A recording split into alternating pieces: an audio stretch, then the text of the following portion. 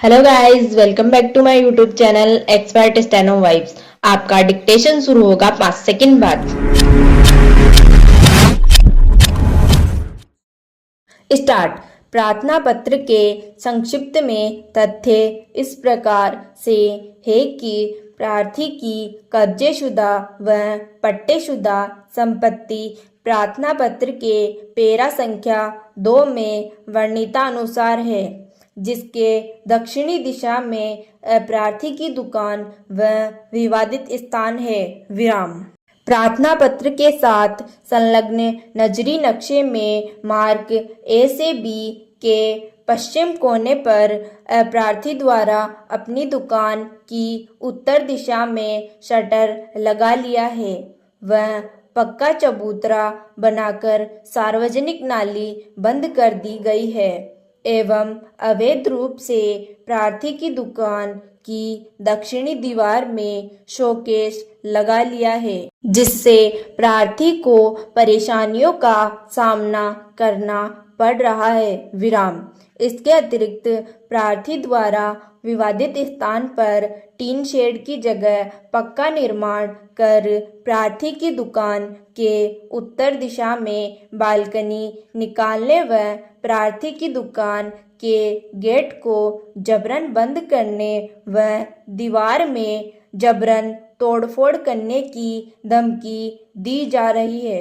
विराम। अतः प्रार्थी को जरिए अस्थायी निषेधाज्ञा प्रार्थना पत्र के साथ संलग्न नजरी नक्शे में मार्क ए से बी की और प्रार्थी द्वारा बालकनी, छज्जा अथवा टीन शेड नहीं लगाने व नजरी नक्शे में पीले रंग से दर्शित स्थान पर कोई पक्का निर्माण कार्य कर आम रास्ते व सार्वजनिक नाली में रुकावट पैदा नहीं करने बाबत पाबंद किया जावे।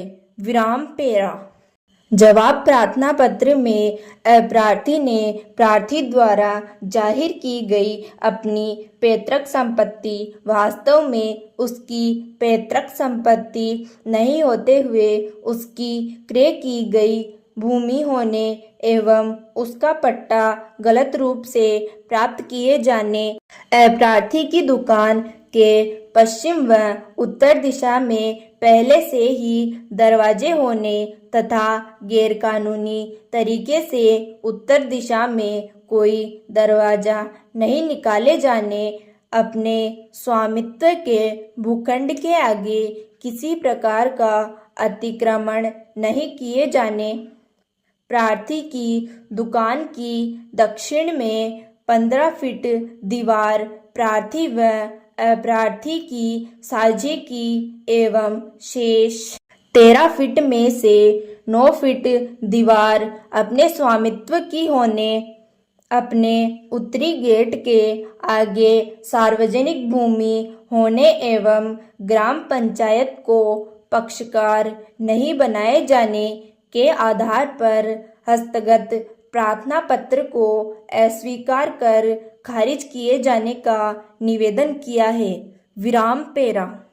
अपने पश्चातवर्ती अभिवचनों में प्रार्थी द्वारा प्रार्थना पत्र के पेरा संख्या 2 में अंकित भूमि अपनी पैतृक संपत्ति होने तथा पारिवारिक बंटवारे में अपने हिस्से में आने पर पट्टा प्राप्त किए जाने, प्रार्थी द्वारा अपनी दुकान के उत्तर दिशा में गेट निकालने व आम रास्ते की भूमि पर नाजायज अतिक्रमण करने, प्रार्थी को उत्तरी दिशा में कोई निर्माण करने अथवा छज्जा लगाने का कोई अधिकार नहीं होने का कथन करते हुए प्रार्थना पत्र स्वीकार किए जाने का निवेदन किया गया है। विराम समाप्त। मैं आशा करती हूँ कि आपको ये डिक्टेशन पसंद आई होगी। अगर आपको ये डिक्टेशन पसंद आई है तो इसे लाइक जरूर करें और डेली न्यू डिक्टेशन के लिए चैनल को सब्सक्राइब करें। Thanks for watching.